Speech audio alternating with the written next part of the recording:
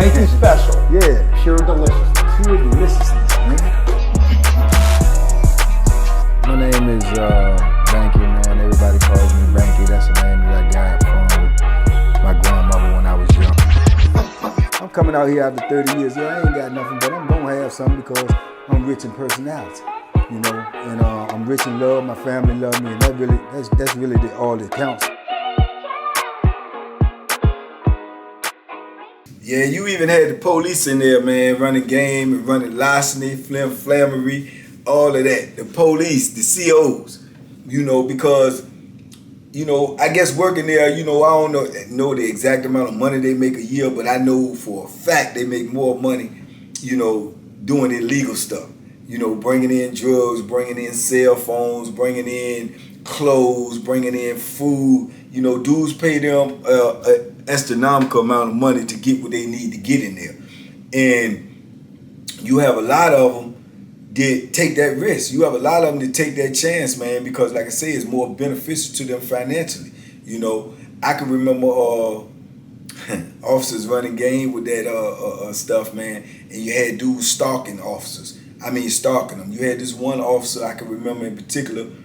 He was bringing in drugs for dudes. And what dudes would do was get somebody out on the street that they knew had drugs, and they would, you know, make the contact with the CO and tell them, look, go meet my partner right here. He gonna give you this. You bring it to me. You gonna get paid this, that, and the third. So normally the dude would probably pay him on the spot. You know, give him the drugs and pay him to bring it in. So it's all handled on the outside. Man, you had some COs. You had some COs that was getting the drugs, going inside the package, taking some of the drugs out, keeping some of the drugs for whatever reason, whether they was using them or doing something themselves on the street, and bringing dudes their package, and as if dudes was not knowing what they were supposed to get. As if dudes ain't already talked to the people on the street and know exactly what's supposed to be in the package. They know exactly what's supposed to be in the package. They know exactly how the package is wrapped. They know everything that's already been taken care of. But you will have these COs who think that they're outsmarting you and they're bringing you something less than what was given to them, something less than what they was paid for. And man, when these dudes find that out, man, they, you know, the first thing they do is call back home and say, look, I thought you sent me such. I did send you such and such. No, but I ain't get. All I got was da da da da. Oh no, that ain't how. And it ain't touched nobody's hands or was supposed to touch nobody's hands, but his to yours. So where'd it go? You know what I'm saying? It ain't no mystery. You took it. You know what I'm saying? If it's crooked, you took it. So, man, you had dudes that pull up on COs and tell them, man, look, you gotta get that right, man. No, I ain't going there. That's how he gave it to me. Or your man's lying. He ain't telling you to. No, man. No, my man ain't gonna lie to my peoples. You know, he not gonna lie. Get my stuff, man. And look, man, don't be pulling up on me like that, man. You know I'm at work, man. People keep seeing me talking to you, and man, F all that. I'm telling you. Oh, so you threatening me? Yeah, what you gonna do? Get me locked up? What you gonna get me locked up? Yeah, you know what you're doing. How you gonna get me locked up? You involved. Yeah, well, ain't nobody gonna believe that. You know, man, then you had dudes, they get vicious, man. Okay, I tell you what. Don't bring it, man. When you come back to work, I'm gonna have something for you. Okay, yeah, all right. And they beefing. You got COs beefing with inmates because they stealing drugs. Or they running con. They running larceny. You know, and I done seen dudes take off on the police behind, and people want to know what it's about. He ended up getting assault charge and all of this and all of that, and he's still holding water because he don't want to tell. He don't even want to tell on because that's still like snitching. You know what I'm saying? Not only is it like snitching, he will also be telling on himself. But they take the charge and eat the charge. You know what I'm saying? But you got dudes like that, they larceny hard, and you had females doing the same thing. You had female COs getting the package and going in the package. You had female COs, some of them, and even male COs, they'll get the package and keep the package. They'll get the package, get paid, and keep the package and act like they ain't never got it, or turn around and get you locked up for something and get you shipped up off the compound and say you done threatened them and they feel threatened, you know, and get you off the compound. You never got the package. They got your money and the package, and you out of all luck. Period. What can you say? What can you say? The only thing you can say is, no, he get me locked up. I ain't threatening him because I did this, I did. Then you snitching, then you telling. And you getting somebody else implicated on the street. So it's a double-edged sword, man. It's cutting all kinds of ways, man. This is the game that's going on in there, man. They running major game in there. Major game in there, man. And I even went through it. And I don't even know if it was game or it's just unfortunate luck. But back in the day, too, when I was, you know, trying to get me some money in the penitentiary, trying to survive, trying to eat up in there, and I knew somebody on there at the institution that I knew from the street. I knew their brother more or less. And and they were supposed to be bringing me some drugs, more or less some weed or something. And some drugs that was I got somebody else to add to it so I could get a portion of that. So I knew I had the avenue to get it in because I knew them. Man, they had me in the trick bag. They get the drugs. I get the dude that I know to put his with it so he can get his, and he gonna pay me for getting it in. And the people go get it, the female CO that I know, then they go get it and they turn around and have it in their car or in their house until they get ready to come back to work. Their brother, the one that I know, you know, was a good dude, man. I mean, made it, you know, played semi-pro ball and everything, man. Made it to the NBA for 1 year, just 1 year, got out but played overseas for multiple years, decades. But he done turned into a drug addict, you know, and he done stole the drugs out of her house or out of her car. So now everything is gone. And she coming to work and letting me know and trying to explain it to me. And I'm trying to be sympathetic, but I'm out of this money. And I got to get this dude his money for his drugs and the things that he lost. And that's creating a beef because he ain't trying to hurt. He feel like his game is larceny that I might be running, which I ain't running. But it's just a trick bag now that I'm in because I'm doing wrong.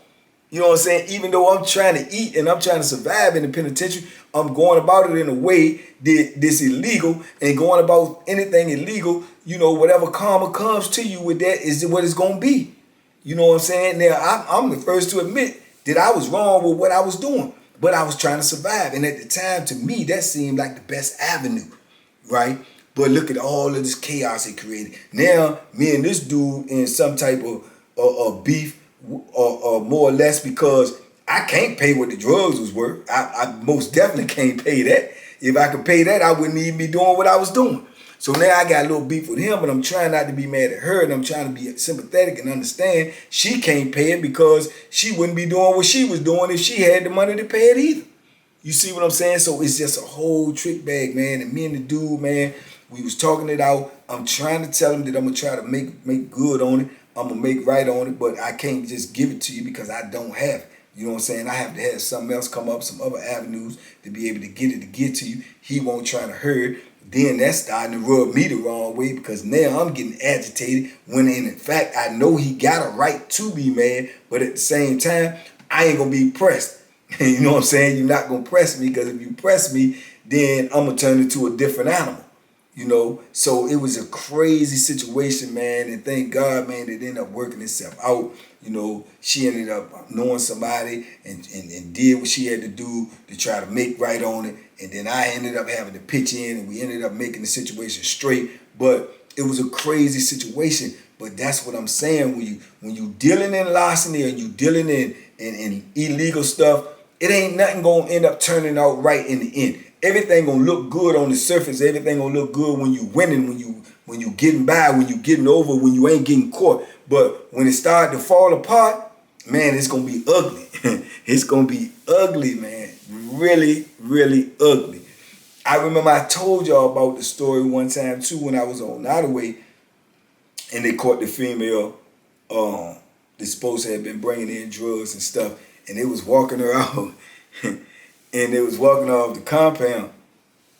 Excuse me, and as they was walking off the compound, she she was literally saying out loud, I mean, just walking in, she walking out saying, I ain't worrying about it. I've been working here for such amount of time. I made more money bringing in stuff than in the last couple of months than I made the whole time since I've been working here. I done paid my car off. I done got me a new house and put everything. I'm good. I ain't even mad. You know what I'm saying? And walking right on out. Talking out loud while the police is escorting her out with her uniform on and everything. So, you know, it's crazy life, man. It's a crazy life up in there. And the larceny is just out of this world, man. It just don't stop. It's going on every day, man. From small to big to large. It's just going on. Everybody's in there trying to survive. Everybody in there trying to find a way to eat. Everybody in there trying to find a way to get the things that they need, and whatever or whoever that they can use to be a vehicle to get that, then that's what they're going to do. That's exactly what they're going to do. You know what I'm saying? I've seen them all, man. I've seen them all bring drugs in. I've seen them all bring cell phones. And when the cell phones started coming in, ushered into the penitentiary, that was a whole new hustle right there. A whole new hustle. Because like I say, it's public enemy number one in prison, because they don't want you to have them phones in there, because like I said, for the most part, to me, I believe that the main reason that the phone is the number one security breach in prison is because they don't want you to be able to film the activities that's going on in there. They don't want you to be able to film that and put that out to the world, because like I said, most of the public is not knowing what really goes on in prison. They're not seeing what's really going on in prison. Even when people like me or anybody else tell y'all, it's hard to believe, because you haven't lived that life, you haven't been in that environment, and you don't believe some of these things can actually be happening. They will always think you embellishing. They'll always think you trying to make it sound bigger than what it is, or crazier than what it is, or dangerous than what it is. Nah, if anything, they downplay it. You know, and the administration definitely downplay it, because they don't want you to know all of the corruption and all of the larceny that's going on the inside of them prisons. They don't want you to know, because on the outside, they're going to make y'all think they run a professional enterprise, a professional a business, and it's all done above board. No, not even close. Not even close, man. I've known everything, probably all the way up to, man, I've known captains and majors and stuff that has got caught up in the larceny. You know, got caught up in the larceny. I've known captains, man, that been arrested on the street for dealing in drugs and dealing in people getting killed and everything like that. But you working at a prison and you calling shots. A captain is high up on the food chain in prison. You know, you got the captain, the major, the assistant warden, and the wardens. So they high up on the food chain, and normally a captain or a major is the one who really running the day-to-day operations in prison. They the ones who calling all the shots, giving everybody work assignments, giving everybody where you gonna sleep at, or when it's gonna be rec, or when you gonna have the gym. They calling all the shots on a day-to-day basis. The wardens of them in there signing papers and coming in and walking around and looking and giving out orders and going home and getting a big fat paycheck. You see what I'm saying? So it's crazy, man. But like I say, it goes on in there on a day-to-day basis, man. And people get caught up in the larceny because it is no other way around it. There's no other way around it. You either gonna deal with it or it's gonna deal with you. And people is getting tricked every day in there. Every day somebody's coming up with a scheme. Somebody's coming up with a plot. Even to the point where, as to I say, they got parlay tickets. Parlay tickets is being run every day in prison. And parlay ticket is nothing but a piece of paper. You know what I'm saying? People take a whole piece of paper and cut it in all of these little small squares and put the games and the numbers on them, and they put the odds of the game and give you this many points, that many points, and you got to pay to play. So actuality, you just buying a piece of paper. And dudes will buy them tickets all day long, man, because they so bored, you know. And then it's the allure of winning something for nothing. You put in $1, you can win 10. You put in 20, you put in $2, you can win 20, so on and so forth. It's you know what I'm saying? It seems good on paper, just like the casino or just like the lottery. It seems good on paper. But you have dudes that'll run a parlay ticket in there, and those will usually be, like I told y'all before, the richest dudes on the compound. Because they may take in 3, 4, 5, some of them, depending on a big institution, they may take in $1,000 a day and may not have to pay out no more than 100, 200, if that. Some days they may not have to pay out anything.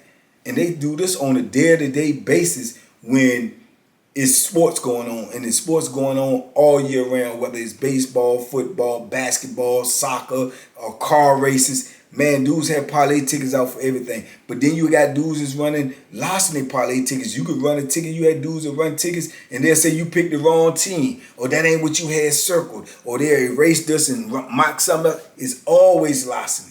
It's always larceny in the penitentiary. So yeah, it's going to be larceny coming from every angle, man. Every angle in the penitentiary. It's something that you definitely going to have to deal with. Even, like I said, even from the side of the COs, man. I've even known COs that, was trying to make rank and they wanted to move up on the ladder. And man, it was, word was that, like when we have major shakedowns and stuff like that, that they'll come in and they be shaking down the block and shaking down cells or whatnot. And they'll act like, go up in a corner or something and act like they found a knife. You know what I'm saying? And they get points for that. You know what I'm saying? They found a knife, but all the time, they done planted the knife. So they act like they found a knife. And then, next thing you know, a couple of months later, they done went from being a regular officer to a sergeant, then a lieutenant, and then they moving up the ladder. I remember on Nottoway, man, they had this dude named Sap. And when I got there, he worked in the kitchen. He was always in the kitchen, but he was an ex-military, right? And he was a white dude, kind of big and stocky. And he always on top of everything, trying to stop you from beating the deuce, trying to stop you from getting extra trays. He'll confront you. Had one of them old handlebar mustaches and everything. It's crazy. I spoke about him before because his wife actually eventually came to work there as a librarian. Nicest woman on the compound. And he is the meanest man on the compound. How their dynamic went, I don't know at home, but it's just crazy. But yeah, he used to shake down the cells and walk around and sniff and smell wine and smell this, that, or the third, or catch dudes coming out the kitchen with food on them. And he just did so much that he went from being, by the time I left there, he went from being CO that worked in the kitchen to being lieutenant, the head of the shakedown team. Head of the shakedown team. So he's moved up 2 or 3 spots, So, it's crazy in there, man. It's just a crazy environment and the things that you have to deal with on a day-to-day basis. And it's sad because some people become immune to it. Some people expect it. Some people get used to it because this is the lifestyle that you got to lead, that you got to live. This is it. You know what I'm saying? This is where you are. So you have to deal with it, like I say, man. And yeah, and like Wallace Ridge. Like Bo Billy, shout out to Bo Billy. He up there with all of that larceny, man. Those officers up there will write bogus charges on you. They'll put knives on you. If they don't like you, they'll send the gang members to go at you because they're going to tell the gang members they not going to shoot you. Just get them. I don't like them. Y'all can beat them up. So the gang dudes will jump on you or whatever. They're being used by the police with the larceny, but they don't even acknowledge it. They don't even realize it because they looking like they getting a reputation. They getting more, points for putting in work or whatnot, but they being used. They cannon fodder. They being used. That's the larceny of being locked up, being incarcerated, being in the penitentiary. That's the larceny that you're going to have to deal with. They would take and shake a person down up Wallace Ridge and confiscate, magazines, like freak magazines, pornographic magazines, confiscate them from an inmate that had got them from an officer that he done paid to bring them in. They'll confiscate them from him, give him a charge, and then turn around and give them to another inmate that they cool with. And let him do something. But then if he get out of bounds, they'll send another officer to shake him down and confiscate from him. And they just keep getting passed along and passed along.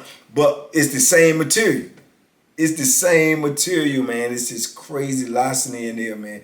All day long, every day, you dealing with larceny. You dealing with a foolishness. That's why I say I don't understand when dudes come out here on the street and then they end up coming back to penitentiary and they say they couldn't deal with it. They say it was too hard out here, things going on out here. Man, all the stuff that's going on in there, whatever's going on out here is minor. It's minor because at least you have your freedom, at least you have options, at least you have the ability to change your circumstances. You know what I'm saying? If you don't like where you at, move to another area, vice versa. But in prison, you can't do that. You being controlled, you're being moved and told where to go, where to sleep, where to eat, where to bathe. Everything is being told to you, so you have no options. You have no opportunity to make anything better besides when them people say that you can go. So that's the difference, man. But it's so much larceny going on in the penitentiary, man, that it's just it's unbelievable, man. The things that go on a day-to-day basis will blow people's mind out here in the real world. But it's actual and it's factual. You know, it's actual and it's factual. You have dudes extorting dudes all day, every day. You have the police leaning on you. You have the stress of being away from your family. You have people that's using the phone, that's using larceny. They telling you, oh, somebody died in my family. You know, they give you all types of game. Then you got the larceny of people who borrow stuff from you and owe you money. And then they'll try to tell you, oh, my people ain't sent it, but they said they did send it. You know what I'm saying? They're going to send it, and they'll put you on the phone with their people and say it's their mom. All the time it's their girl. And their girl saying, oh, yeah, I'm going to send it. I'm putting it in the mail tomorrow just to buy them some more time and see if they can hustle up the money to pay you first. It's just infinite. The larceny is infinite. You know, I've dealt with it all, especially running the store box. I dealt with people giving me all time. I ain't want to hear nothing. I didn't want to hear nothing. If you owe me, pay me, period. I don't care about what your people doing on the street sending money. They didn't borrow nothing from me. They don't owe me nothing. I don't want to hear none of that. But all of that comes into play when you're dealing with larceny in the penitentiary, man. And like I told you, the biggest larceny going to come out when them drugs is on the compound. When them drugs is on the compound, dudes would do anything, say anything, you know, just to get them drugs, man. It's a crazy, crazy addiction. Crazy addiction. And dudes will go borrow from dudes knowing that they can't pay. Knowing that they can't pay, but they want that high so bad that they will actually put their life at risk to get high. Knowing that the dude is going to come see you. Knowing that he's going to come see you. You know, because he's not going to let nothing fly in the penitentiary because you cannot do that. And if you do it, you can't run a business because your business is not going to do anything because everybody's going to borrow from you because everybody know they ain't got to pay you. And then one person end up getting the blunt of all of that because it done built up on the dude so much now that he feel like he got to do something. But if he would have stopped it in the beginning, that's why you got to handle things in the penitentiary emphatically and you got to handle it at its inception. You got to handle it when it first starts, when it first kicks off. If not, then you just done. You just done, man. You done, you know. But like I say, man, I believe in energy, man. When I was doing things wrong, things was happening for me wrong. I was in more trouble. I was in more drama because I wasn't doing the things that I was supposed to be doing.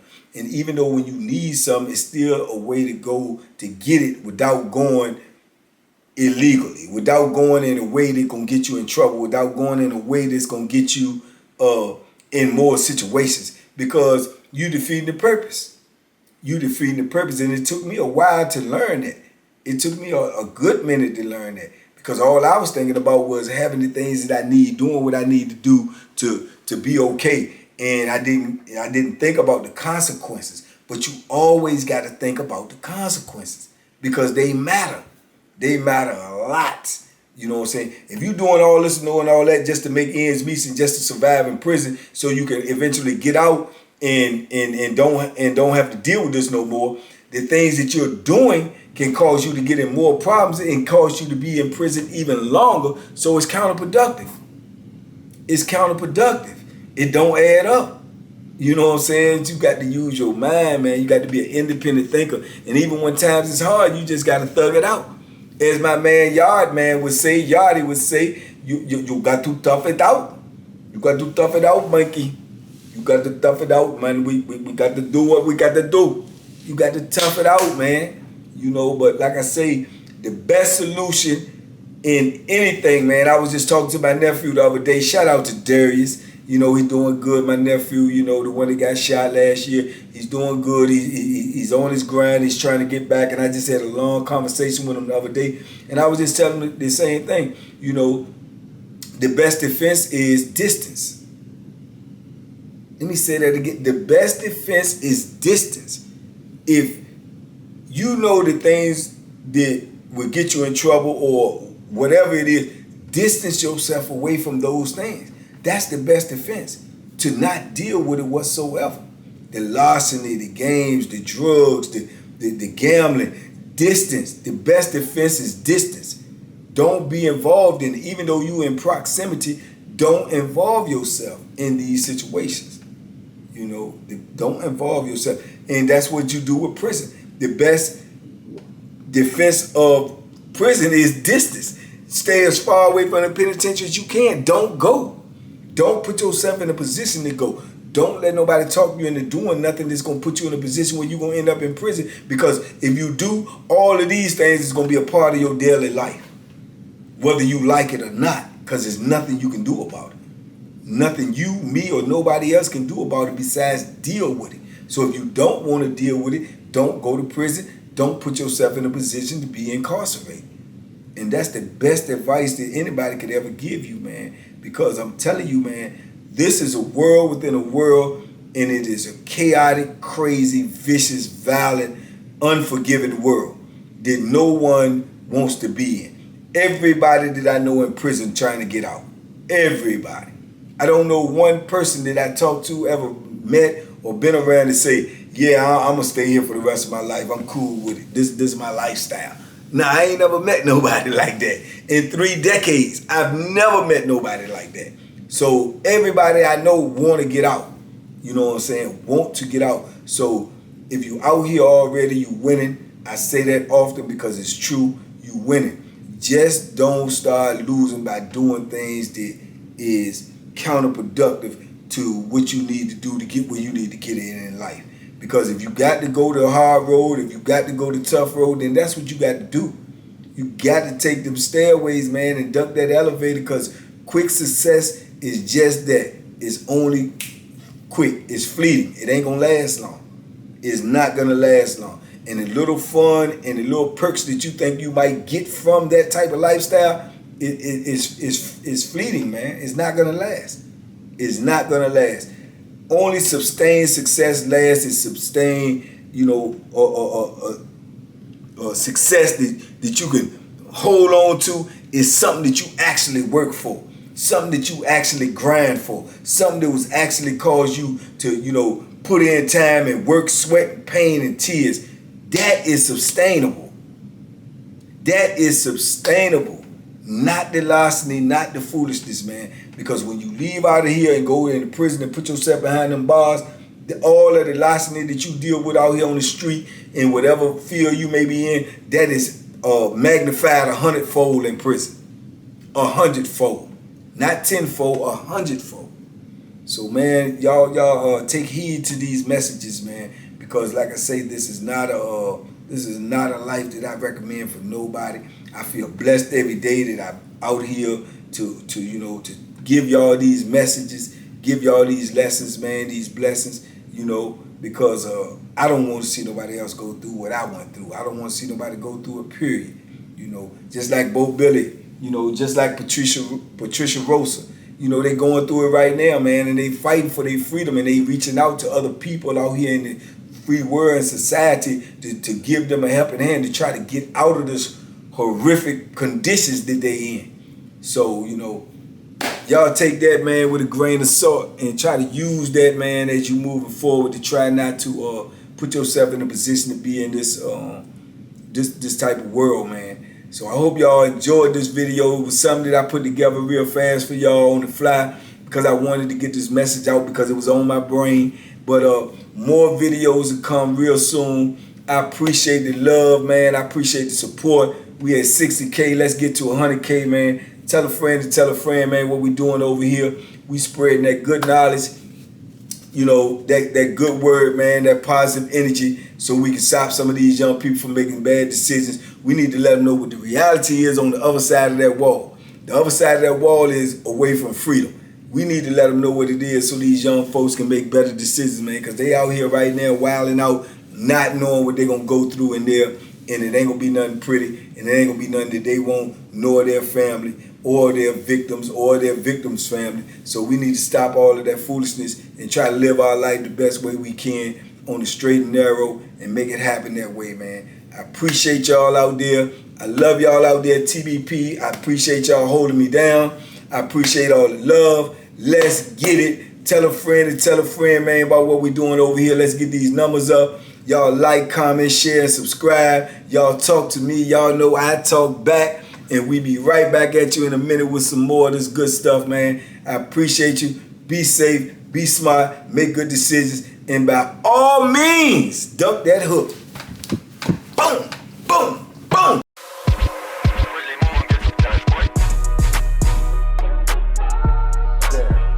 The Banky special. Yeah. Pure delicious. Pure deliciousness, man. My name is Banky, man. Everybody calls me Banky. That's the name that I got from my grandmother when I was young. I'm coming out here after 30 years. Yeah, I ain't got nothing, but I'm gonna have something because I'm rich in personality, you know, and I'm rich in love. My family love me, and that's really all that counts.